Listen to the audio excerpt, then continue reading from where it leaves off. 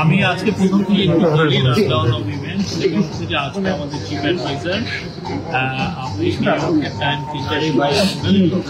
John F Kennedy এয়ারপোর্টে আসেন। আসার পরে সেখানে থেকে আমরা এখানে আসতে আসতে বেশ প্রায় 5:45টার দিকে আমরা হোটেলে আসি। এরপরে সাথে সাথেই একটু পরেই ঠিক 5:15 5:20 মিনিটের সময় একটা মিটিং ছিল। আপনি জানেন US president USA special envoy on south and central Asia, খুবই ইম্পর্টেন্ট, কারণ উনি অ্যাট দ্য সেম টাইম ওনাকে ইউএসএর অ্যাম্বাসাডার টু ইন্ডিয়া ডেজিগনেট করা হয়েছে। তো ওনার সাথে একটা মিটিং হয়। মিটিংয়ের পরে উনি চলে গিয়েছিলেন হচ্ছে ইউএনএ আজকে একটা সোশ্যাল বিজনেসের উপরে একটা মিটিং, সেখানে উনি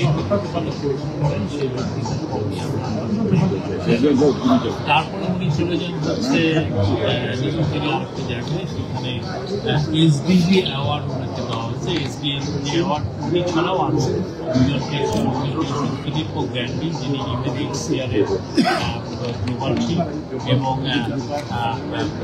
ডাব্লিউটিওর যিনি প্রধান চিফ ইনগুজি ইউএলআর, যিনি নাইজেরিয়ান, উনি পেয়েছেন। এই তিনজনকে দেওয়া হয়েছে।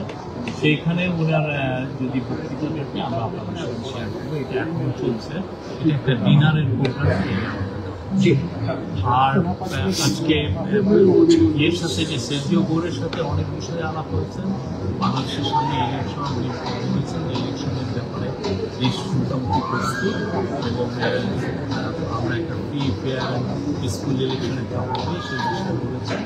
এবং ইউএস অফিসিয়ালদের তরফ থেকে বলা হচ্ছে যে তারা সব সাপোর্ট বাংলাদেশকে দেবে। এছাড়া বাংলাদেশের সার্কের রিভাইভাল নিয়ে কথা হয়েছে।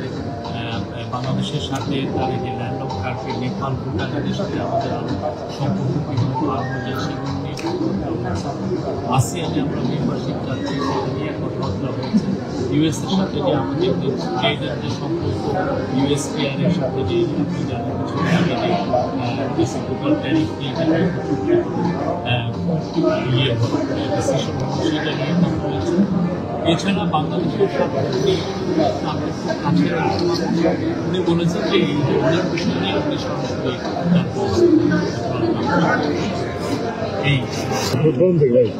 আচ্ছা, এটা একটা অনাকাঙ্ক্ষিত একটা ইভেন্ট।